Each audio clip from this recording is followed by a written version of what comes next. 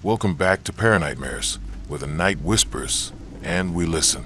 If creepy tales and unsettling shadows are your kind of lullaby, you're in the right place. Before we descend into tonight's darkness, hit that like button, subscribe, and drop a comment telling me where you're from and what time you're watching. After you finish the video, let us know which part made your skin crawl most. I'm watching, and I read everyone. Some places you find by accident, others find you. The house on Shrike's End, tucked deep in the woods near Lisbon Falls, Maine, wasn't on any map I'd seen, but it called me all the same. I'm Tess Gorman, 37, a painter who traded city lights for quiet after a breakdown that left my hands shaking and my dreams empty.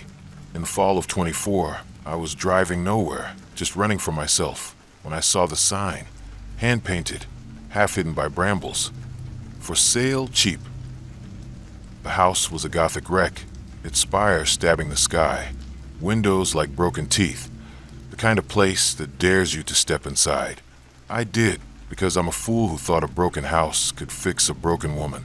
The inside was a labyrinth of dust and shadow, rooms folding into rooms, floors tilting like they'd forgotten level.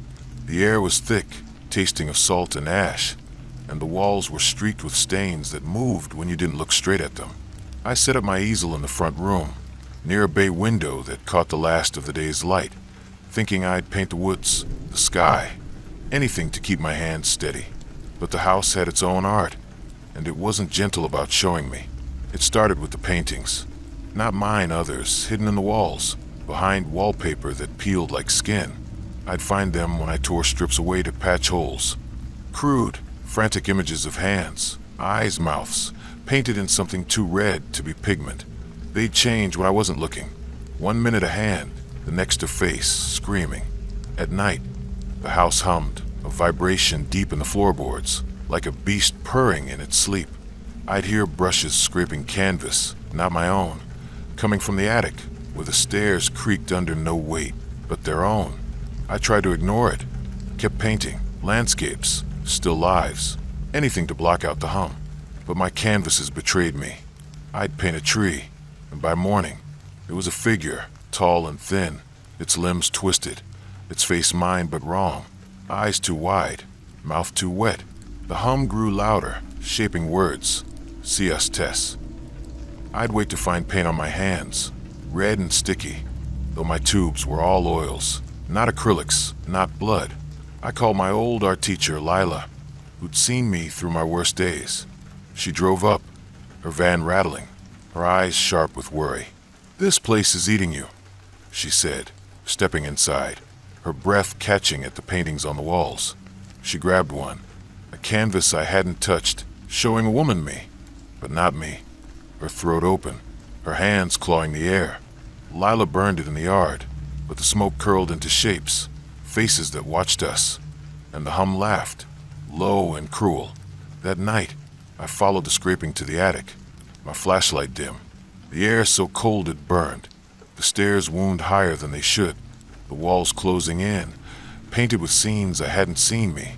Painting, my hands red, my eyes empty. The attic was a single room, vast, its ceiling lost and dark. In the center was a canvas, huge, unfinished, showing a door, black and gleaming, with hands pressing through.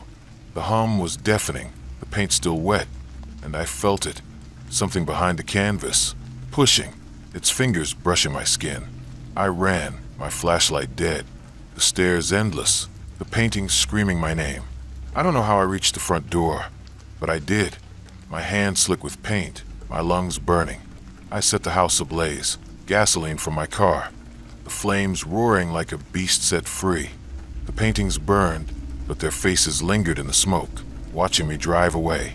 I'm in a boarding house now, no canvas, no brushes, but the hum's still there, faint in the walls, and my sketches, doodles I don't remember drawing, show that door, those hands. I don't know what's behind it, but it's painting me now, stroke by stroke, and it's almost done. My name's Ellie Harper, and I'm a nurse, 36, with a bad habit of picking up other people's messes. Maybe that's why I bought the house on Hollow Road, a crumbling heap just outside Bangor, Maine, where the pines grow so thick they choke out the sun. It was 2024, and I was fresh off a divorce, looking for something to fix, something to call mine. The realtor, a nervous guy named Carl, practically begged me not to take it. "It's been empty since '76, he said, wiping sweat from his brow despite the October chill. Bad history. I didn't listen. I'd seen worse. Hospital wards at midnight, patients screaming things that weren't words. A house didn't scare me. Not then. The place was a Gothic monstrosity. All turrets and gables, its paint flaking like dead skin, windows like eyes gone milky with cataracts.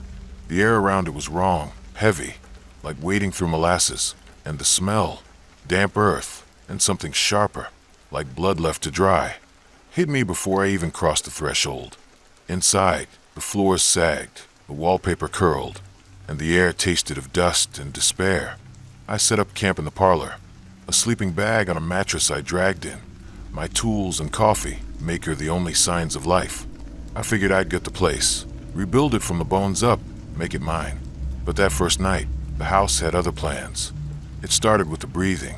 Not mine, not the wind, but a slow, wet rasp, like lungs full of water, coming from walls. I sat up, my flashlight beam cutting through the dark, finding nothing but cobwebs and warped wood.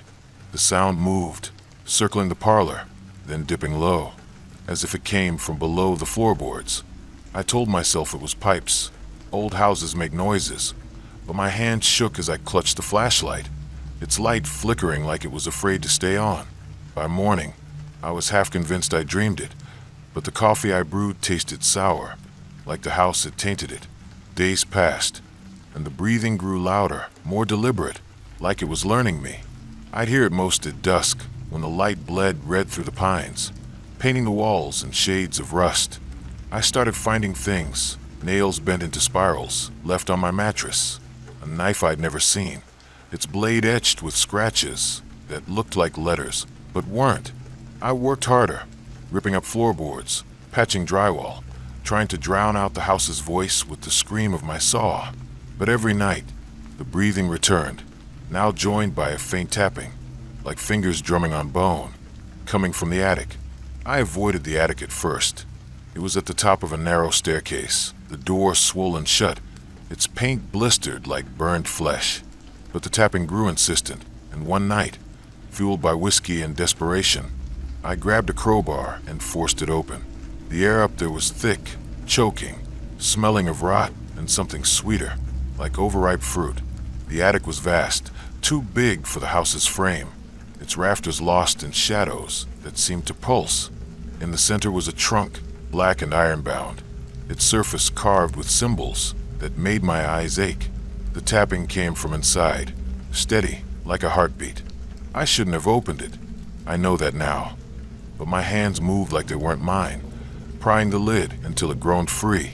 Inside was a tangle of cloth, old dresses, shirts, stained and brittle, wrapped around bones. Not one skeleton, but pieces mismatched, like a puzzle put together wrong. A skull stared up, its sockets deep, and the tapping stopped, replaced by a scream. Not from the trunk, but from me, though I hadn't opened my mouth. The breathing surged, filling the attic, and the shadows moved, not cast by my flashlight, but alive, reaching with fingers that weren't fingers, cold and slick as eel skin. I ran, tripping down the stairs, my crowbar clattering behind me. The house shook, the walls groaning like they were laughing, and the breathing followed, loud enough to rattle my teeth. I locked myself in the parlor, piling furniture against the door, but the tapping started again, now from the floor, the walls, the ceiling, like the house was closing in. I called Carl, my voice shaking, begging him to come. He showed up at dawn, his face gray, and when I told him about the trunk, he didn't laugh. "You shouldn't have looked," he said, his eyes on the attic door. "They don't like being seen." He left, and I tried to follow, but my car wouldn't start, the engine coughing like it was drowning. The house wouldn't let me go. That night, the breathing was a roar, and the shadows were bolder, pooling in corners, whispering my name, Ellie, Ellie, Ellie, in voices that weren't human. I found the trunk in the parlor, though I hadn't moved it. It's lid open, the bones gone. In their place was my nurse's uniform, stained with that same sweet rot, and a mirror, showing not my face but hers, pale, eyeless, smiling. I burned the house that night, doused it with gas from my generator, and watched it blaze. The fire screamed, not like wood but like something alive, and the breathing stopped, but only for a moment. I'm in a motel now, 3 towns over, but the air's still heavy, coffee still sour.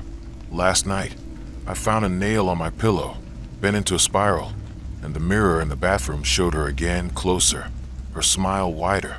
I don't know what lives in that house, or what it wants, but it's not done with me. It's in the walls of every place I go, breathing, waiting, tapping out my name. My name's Danny Sullivan, 41, a washed-up journalist with a nose for trouble and a liver that's seen better days. I'd been chasing stories nobody wanted, small-town scandals, UFO sightings, the kind of thing that pays in whiskey and regret. When I heard about the house on Blackthorn Way, tucked away in a forgotten corner of Castle Rock, Maine, I thought it was just another dead end. A reclusive old place, empty since the 60s, with a wrapped sheet of missing tenants and whispers of worse. The locals called it cursed, but I'd heard that song before. I needed a place to crash, and the rent was dirt cheap. Figure I'd stay a month, poke around, maybe dig up a story to sell. That was my first mistake. The house was a squat, ugly thing, a ranch-style slab of brick and mildew, crouching under a canopy of blackthorn trees that clawed at the sky. The air around it was stale, like the inside of a coffin, and the smell, wet stone and something acrid, like burned hair, stuck in my throat. Inside, the place was a time capsule. Shag carpet matted with dust, wallpaper peeling in strips, a rotary phone sitting on a table like it was waiting for a call. I set up in the den, my typewriter and a bottle of bourbon my only company, and got to work. But the house had its own story, and it wasn't one I could write down. It started with the lights, not the flickering you'd expect from bad wiring, but a pulse, slow and deliberate, like a heartbeat in the walls. They'd dim at night, always around 3 a.m., and the air would turn cold, sharp enough to sting my lungs. I'd hear a hum, low and grinding, like machinery buried deep, coming from the crawlspace under the house. I told myself it was the furnace, but I checked it. Rusted out, dead as a doornail. The hum wasn't mechanical. It was alive. I started digging, figuratively at first, combing through old newspapers at the library. Blackthorn Way had a history. Tenants vanishing, one after another, since the house was built in '52. A family in '64, gone without a trace. A bachelor in '71, left his car running in the driveway. A widow in '89, her belongings packed, but never moved. The locals didn't talk much, just crossed themselves and changed the subject. But one old-timer, a bartender named Gus, gave me a look over his beer taps and said, "That house don't let go. It keeps what it takes." The hum got worse, now joined by a scratching, like nails on concrete, always from the crawlspace. I'd lie awake, the bourbon doing nothing but making my head swim, listening to the house talk. It wasn't just sounds, it was words, faint, woven into the hum. "Stay with us." I checked the windows, the doors, but nothing was out of place, except my reflection. In every glass surface, mirrors, windows, even my goddamn whiskey bottle. I looked wrong. Older, thinner, my eyes too big, like they were seeing something I couldn't. I called a friend, Sarah, a photographer who'd worked with me on a few stories. She came over, her camera slung around her neck, all business. But when she stepped inside, her smile died. "Danny, this place smells like a grave," she said, her voice tight. She snapped a few shots, but when she checked the camera, her face went pale.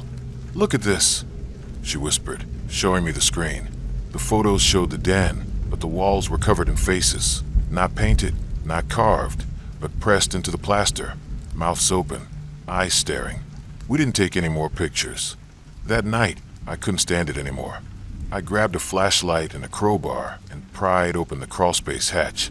Hidden under a rug in the hall, the air that rushed out was foul, thick with that burned hair stench, and the hum was deafening, vibrating in my chest.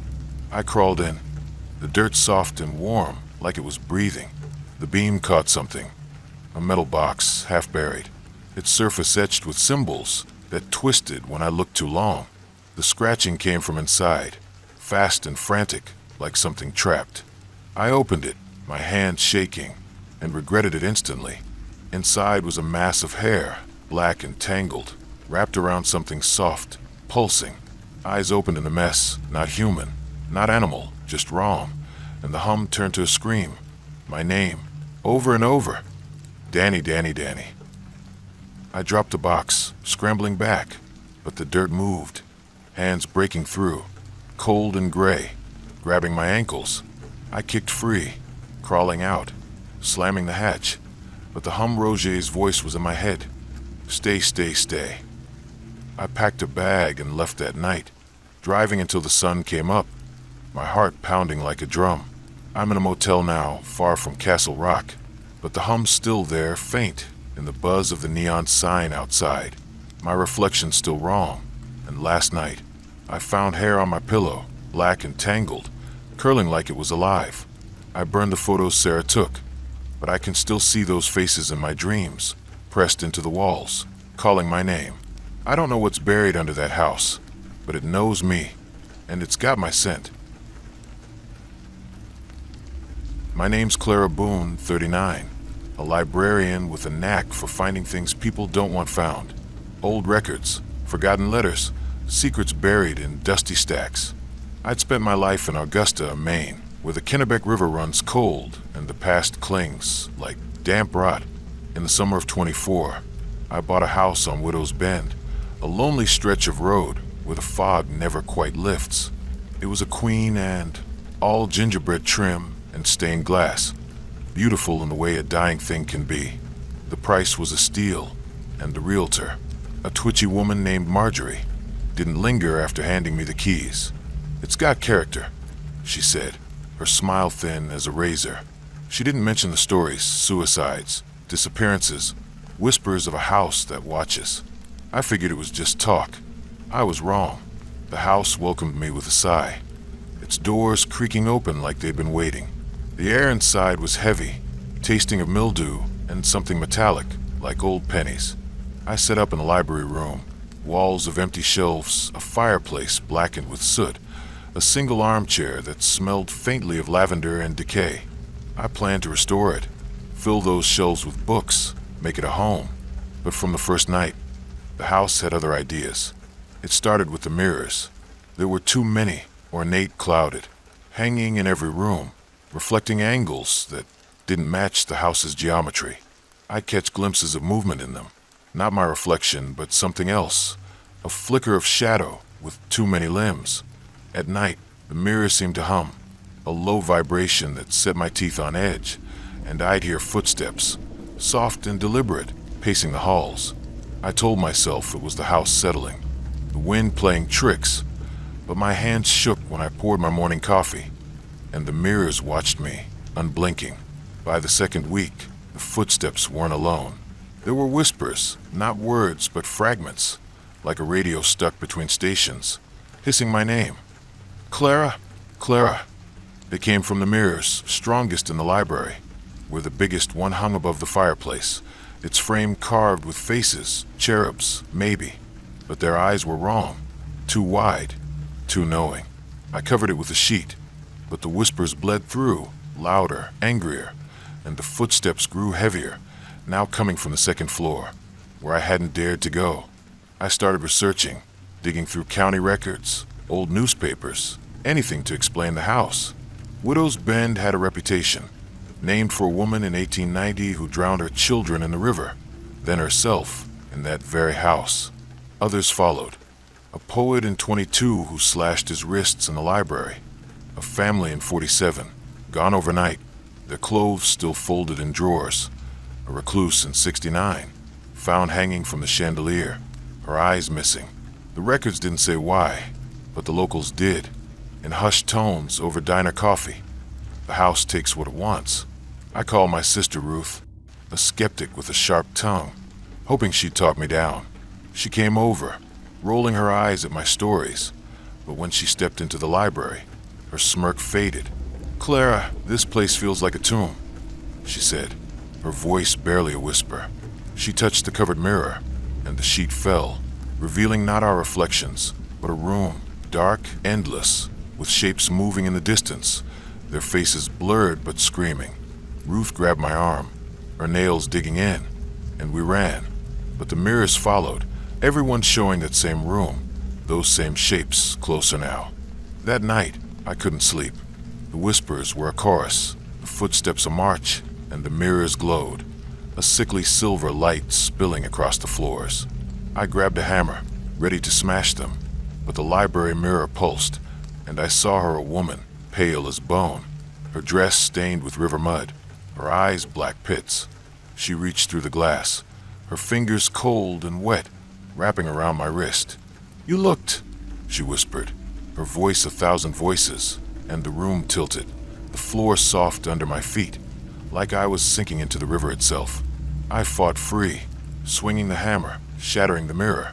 The glass screamed, not breaking but bending, the shards curling like petals, bleeding something thick and black.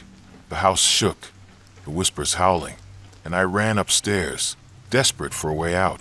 The second floor was a maze, doors leading to more doors, halls that looped back on themselves.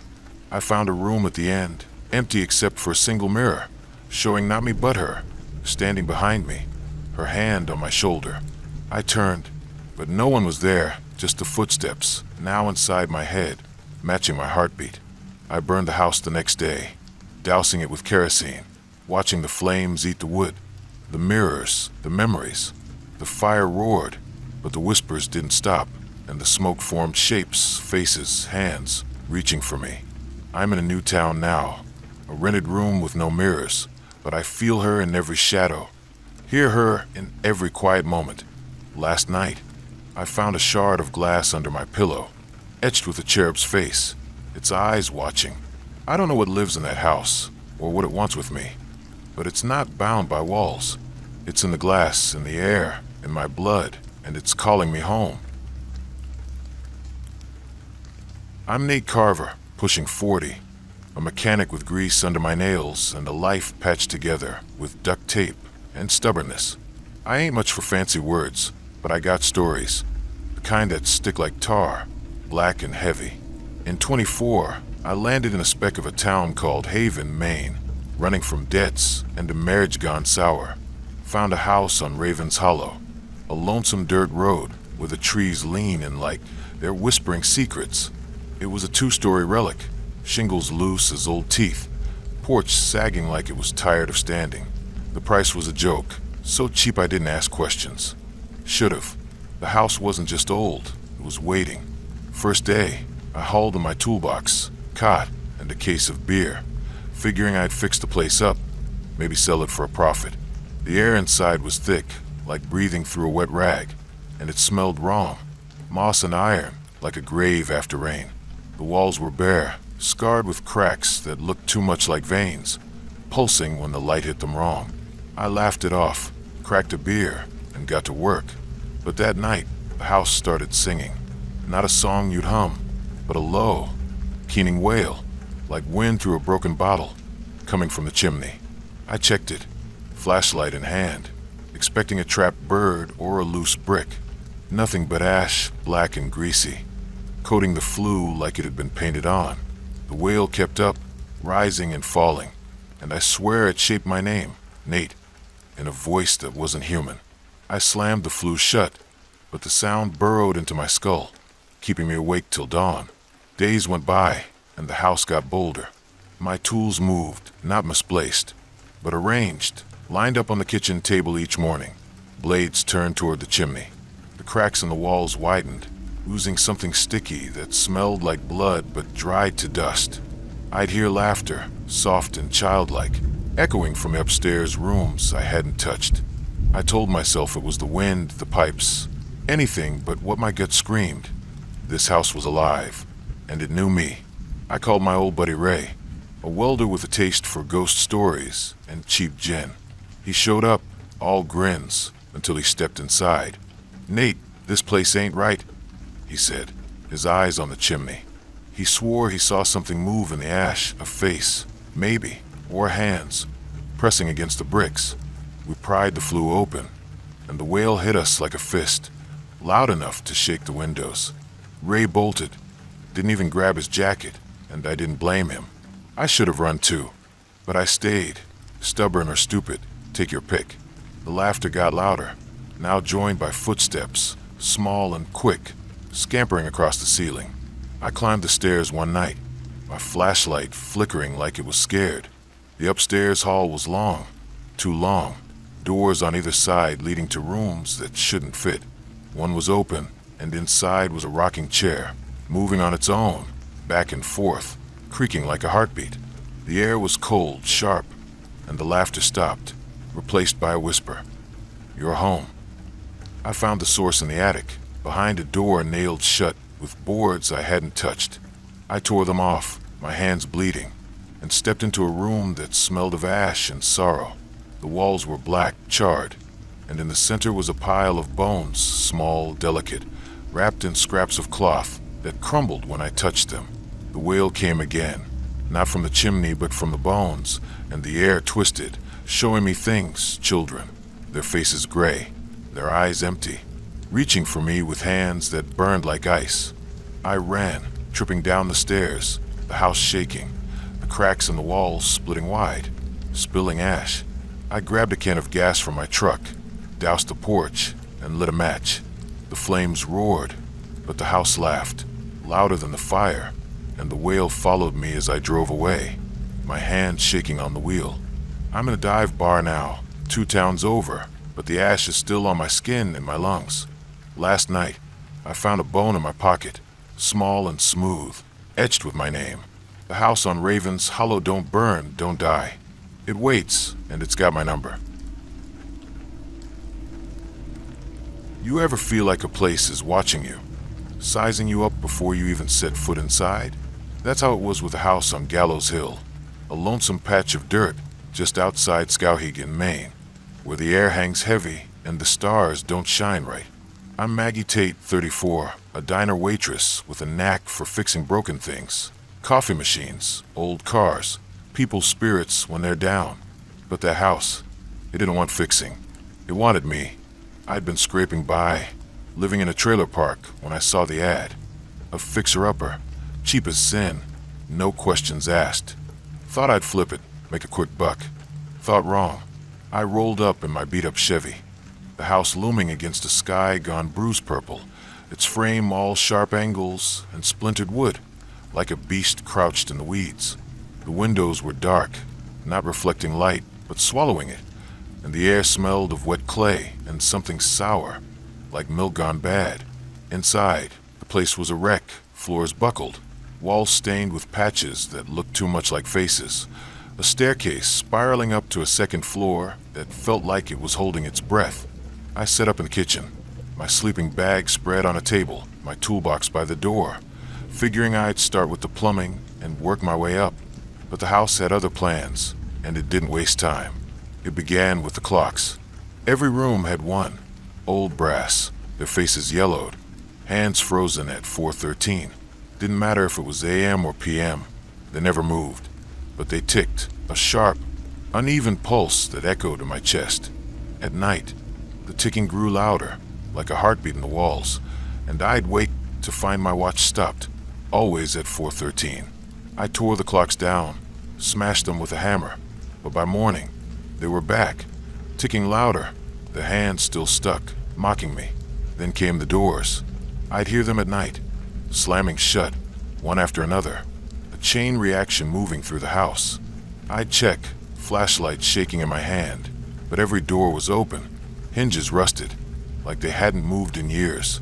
The slamming got worse, now joined by a low moan, like wind through a cave, coming from the root cellar. I'd avoided it, a trapdoor in the pantry, its edges sealed with something black and sticky. But one night, the moaning turned to words, my name, over and over. Maggie, come down. I called my cousin Tommy, a carpenter with a loud laugh and no patience for nonsense. He came over, tools in hand, but when he saw the cellar door, His laugh died. "This place ain't right, Mags," he said, his voice low. He pried the trapdoor open, and the air that rushed out was cold, thick, smelling of rot and rust. We went down, the stairs creaking, the ticking so loud it drowned out our breaths. The cellar was vast, walls slick with moss, and in the center was a clock, not brass, but stone, huge, its face carved with symbols that twisted when I looked too long. The hands were moving, counting backward, and the moan was louder, a voice now. "You're late." Tommy grabbed my arm, pulling me back, but the stairs were gone, just a smooth wall where they'd been. The clock pulsed, the air shimmering, and I saw them, figures, not people but pieces, limbs and eyes stitched together, crawling from the shadows. They reached for us, their touch like needles, and Tommy screamed. His voice cut off as the clock struck 4:13. The figures froze, their eyes on me, and the voice whispered, "You stay." I don't know how I got out. One minute I was there, the next I was in my truck, driving, my hands bloody, Tommy's tools scattered in the passenger seat. I didn't look back, but the ticking followed, loud in my ears, my watch stuck at 4:13. I'm in a motel now, far from Skowhegan, but the clocks are here too, appearing on nightstands, in bathrooms, their hands frozen. Last night, I woke to a door slamming, and outside, in the fog, I saw the house, its windows dark, its voice calling my name. I don't know what runs that clock, or why it wants me, but it's counting down, and I'm running out of time. I ain't one for ghost stories, not the kind you tell around a campfire with a bottle of cheap whiskey and a grin. But what happened in that house on Sycamore Lane wasn't no story.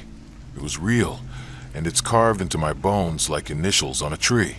My name's Jack Tully, a carpenter by trade, 42 years old, with a bad knee and a worse temper. I'd been out of work for months when the realtor called about a fixer-upper on the edge of Derry, Maine, a place so cheap it might as well have been free. The catch, nobody'd lived there since '83, and the last tenants left in a hurry. I didn't ask why. Money was tight, and I needed a roof. The house was a sagging Victorian, its clapboards peeling like old skin, windows cloudy with grime. The air around it felt heavy, like the world was holding its breath. I moved in with a duffel bag, toolbox, and a six-pack, figuring I'd patch the place up and flip it by spring. First night, I slept on a cot in the living room, the wind howling through cracks I hadn't noticed in daylight. Around midnight, the house started talking. Not words, mind you, just groans, deep and low, like the bones of the place were shifting under some unseen weight. I told myself it was the foundation settling. Old houses do that, but my gut knew better. I've worked on enough wrecks to know the difference between a creak and a cry. This was a cry, and it came from the cellar. I ignored it for a week, kept busy with the upstairs, new drywall, fresh paint, anything to drown out the noise. But the groans turned to whispers, not in my ears, but in my head, like someone muttering just behind my thoughts. "Look below," they said, over and over, until I couldn't sleep without a bottle in hand. The cellar door was in the kitchen, a heavy oak slab with a rusted bolt. I'd avoided it, told myself I'd get to it later. But one night, half drunk and fed up, I grabbed a flashlight and yanked it open. The air that hit me was cold, sour, like meat left too long in the sun. The stairs were narrow, wood warped and splintered, descending into a black so thick it swallowed the flashlight's beam. I took each step slow, my bad knee screaming, the whispers louder now. A chorus of voices I couldn't quite make out. At the bottom, the cellar was bigger than it should have been, walls stretching past the house's footprint, dirt floor soft and wet under my boots. In the center was a stone well, its edges worn smooth, like hands had rubbed it for centuries. I leaned over, shining the light down. The beam caught something, eyes maybe, or the glint of something alive. Staring back, I stumbled, my heart jackhammering, and the whispers surged. "You see us." I ran, tripping up the stairs, slamming the door, and wedging a chair under the knob. Sleep didn't come that night, or the next. The whispers followed, seeping through the walls, and now I heard footsteps, heavy and deliberate, pacing the cellar below. I called a buddy of Mike, who'd done some plumbing work in old houses. He came over, all swagger and skepticism, but when he saw the cellar door, his grin faded. "Jack, this place ain't right," he said, his voice low. He wouldn't go down, just stood at the top of the stairs, shining his light. "You see that?" he whispered, pointing at the well. The stones were moving, not falling, but shifting, like they were breathing. We backed out, and Mike didn't come back.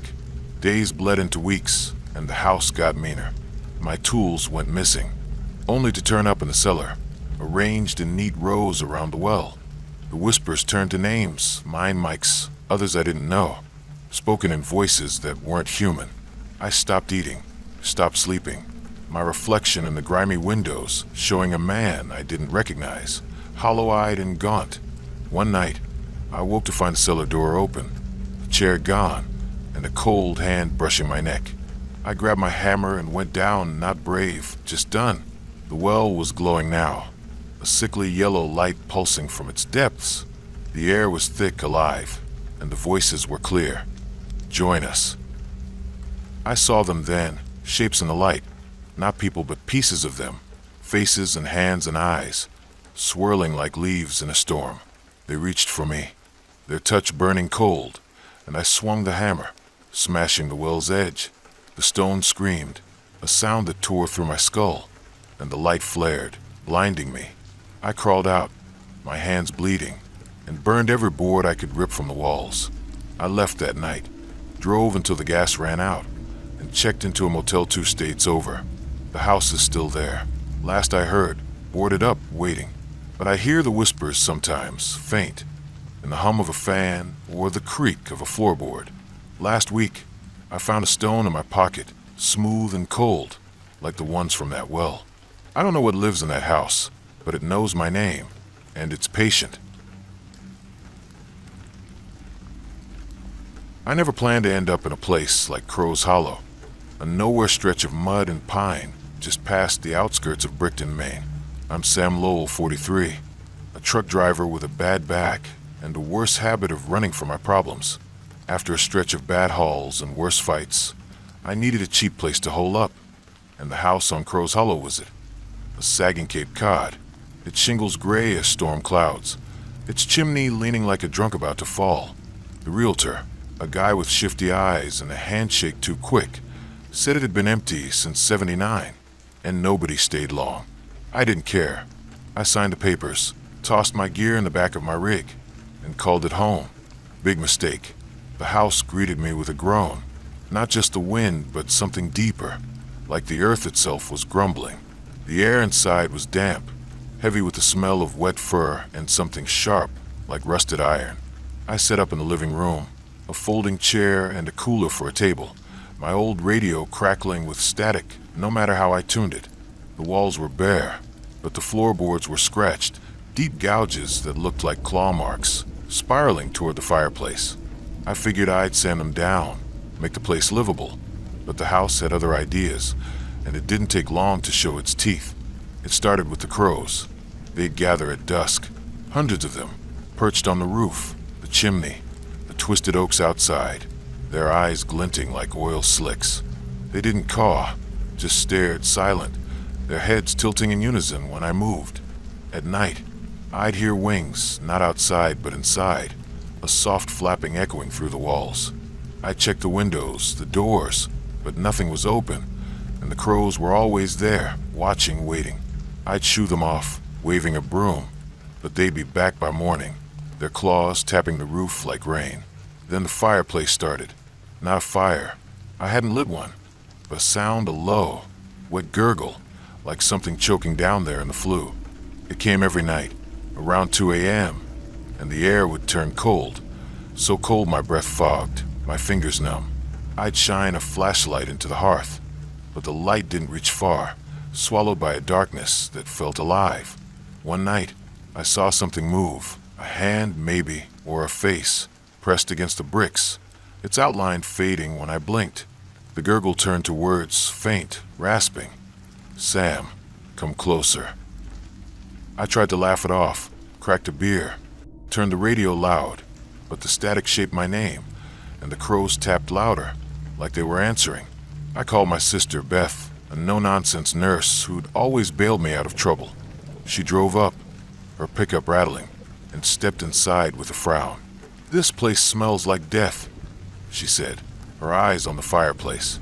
She grabbed a poker, jabbed at the bricks, and the gurgle screamed, a sound that shook the windows. Beth dropped the poker, her face white, and we saw it, ash spilling from the hearth, forming shapes, hands, eyes, reaching for us. We ran, but the crows followed, their wings a storm around us. I went back alone the next night, armed with a sledgehammer, determined to end it. The fireplace was pulsing now, the bricks warm, the gurgle a chorus, "You're ours." I smashed the hearth, the bricks crumbling, revealing a tunnel, narrow and black, stretching down.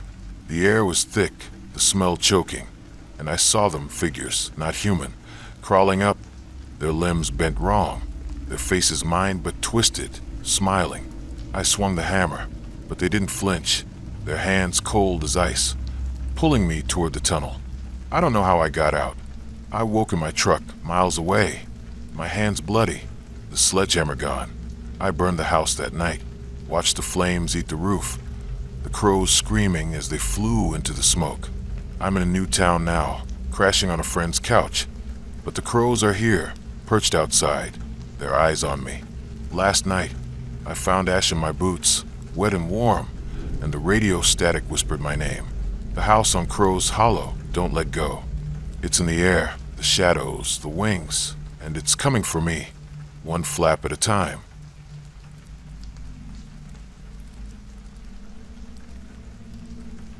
I'm Lila Hensley, 32, a baker with flour-dusted hands and a heart that's been cracked more times than a pie crust.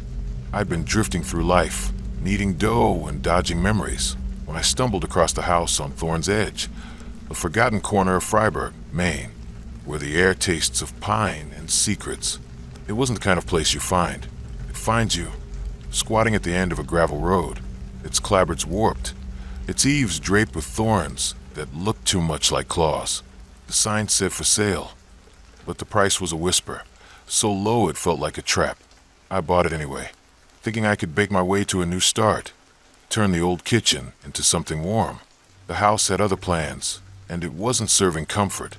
I moved in on a gray October morning, the sky heavy with clouds that never broke. The house was cold, not just drafty but bone deep, the kind of chill that makes your teeth ache. The smell hit me first, yeast and rust, like bread gone wrong, mixed with something sharp, like blood on a blade. I sat up in the kitchen, my mixing bowls and rolling pin lined up on a counter scarred, with cuts that didn't look accidental. The walls were yellowed, peeling, and the windows rattled, even when the wind was still. I told myself I'd fix it up, make it mine, but the house was already claiming me. It started with the oven, not mine. The ancient cast iron beast in the corner, its door rusted shut, its belly black with soot. Every night it hummed a low, throaty sound, like a beast waking up. I'd check it, my flashlight trembling, but it was cold, empty, except for the smell, stronger now, like burned meat. The hum turned to knocks, 3 sharp raps, always at midnight, echoing through the house. I'd lie awake, my heart pounding, listening to the knocks move, kitchen, hall, upstairs, circling me like a predator. The mirrors were next. They were everywhere, clouded, cracked, their frames carved with thorns that seemed to twist when I wasn't looking. My reflection was wrong, not just distorted but changed, my eyes too dark, my mouth too wide, smiling when I wasn't. I'd cover them with towels, but by morning, the towels were on the floor, the mirrors watching. One night, I saw something else in the glass, a figure, tall and thin, standing behind me, its hands dripping something black. I spun around, but the room was empty, except for the knocks, louder now, coming from the oven. I called my brother, Pete, a firefighter who laughed at ghost stories, but never at me. He came over, his boots loud on the creaking floors, but when he saw the oven, his jaw tightened. "Lila, this place ain't safe," he said, his voice low. He pried the oven door open, and the smell hit us, rotten thick, like a slaughterhouse. Inside was ash, piles of it, mixed with bones, small, brittle, human. The knock stopped, and the mirrors screamed, a high, keening wail that made my ears bleed. Pete grabbed my arm, pulling me out, but the thorns outside moved, snaking across the porch, blocking the door. We fought through, the thorns cutting deep, and made it to his truck. But that night, alone in my motel, the knocks came again, now for my suitcase. I opened it, my hand shaking, and found a mirror, one I'd never seen, showing the kitchen, the oven, and that figure closer now, its hands reaching through the glass. I smashed it, but the shards bled, black and sticky, and the hum was in my head, singing my name, Lila Bake for Us. I went back at dawn, gasoline in hand, and burned the house to the ground. The flames roared, but the thorns didn't burn, they writhed, reaching for the sky. And the mirrors laughed, their glass melting into shapes that weren't human. I'm in a new town now, working a diner, but the smell of rust follows me. And every oven hums, just a little when I'm alone. Last night, I found ash in my flour, and my reflection in the diner's window wasn't mine. It was hers, smiling, her hands full of thorns. The house on Thorn's Edge is gone, but it's not dead. It's in me, needing my soul, and it's hungry for more. I'm Joe Ramsey, 45, a carpenter with hands calloused from years of swinging a hammer and a heart bruised from too many bad bets. Life's a gamble, and I'd been losing, job gone, savings drained, a bottle my only steady friend. In the spring of 25, I found myself in Millinocket, Maine, a town clinging to the edge of nowhere, where the wind carries a chill that never quite leaves. I was scanning classifieds in a diner, coffee bitter as my mood, when I saw it. A house on Wraith's Hollow, dirt cheap, no questions asked. A sagging federal-style relic, its columns cracked, its windows dark as closed eyes. I figure I'd fix it up, flip it, start over. But some houses don't let you walk away, and this one had my name carved in its bones. I pulled up at dusk, the sky bleeding red, the house squatting under pines that whispered when there was no breeze. The air was thick, tasting of damp earth and something sour, like vinegar gone bad. Inside, the place was a mausoleum, floors creaking under dust, walls papered in a faded floral that seemed to shift, petals curling into faces when I turned away. I set up in the dining room, a cot and a lantern, my toolbox open like a promise. But the house wasn't empty. It was waiting, and it didn't wait long. The first sign was the doors. They'd locked themselves, not with a click, but a thud, heavy and final, always when I was alone. I'd jimmy them open, my pry bar sweating in my hands, only to find them locked again by morning. The air grew colder, sharper, and the smell, God, that smell, like wet dirt and blood, seeped from the floorboards. At night, I'd hear singing, not a tune you'd know, but a low, mournful chant coming from the walls, the ceiling, everywhere. It wasn't human, not quite, and it shaped my name. Joe, Joe. I checked the windows, the locks, but nothing was out of place, except my shadow. Too long, too thin, moving when I didn't. I tried to work, patching holes, sanding floors, but the house fought back. Nails bent in my hands, wood splintered wrong, and my hammer went missing, only to turn up in the cellar, laid out like an offering. The cellar door was in the hall, a slab of oak with a bolt rusted red, and I'd avoided it, sensing something wrong.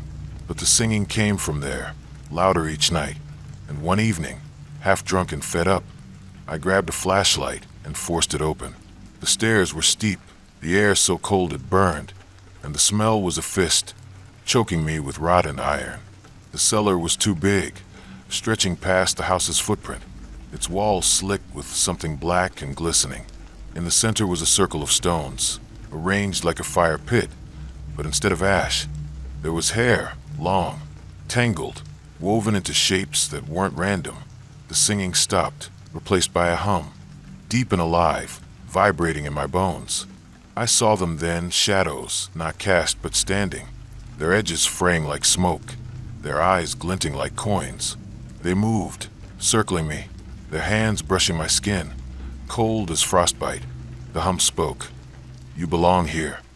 I ran, tripping up the stairs, the shadows clawing at my heels. I called my ex, Karen, a pragmatist who'd always grounded me. She came, her eyes wary, and when she saw the cellar door, she froze. "Joe, this place is wrong," she said, her voice trembling. We went down together, her hand in mine, and the stones were moving now, rearranging themselves, the hair twisting into words, my name, hers, others. The shadows lunged, their touch like knives, and Karen screamed, her hand slipping from mine. I dragged her out, the door slamming behind us, the hum laughing in my head. I burned the house that night, gasoline and rage, the flames roaring like a beast unchained. The shadows screamed, their shapes twisting in the smoke, and the singing followed me as I drove away, my hands shaking. Karen's screams still in my ears. I'm in a cheap motel now, far from Millinocket, but the smell clings to me, and the mirrors show them, shadows, standing behind me, their hands reaching. Last night, I found hair in my pillow, woven into my name. The house on Wraith's Hollow is ash, but it's not gone. It's in me, singing soft and low, and it's waiting for me to come home.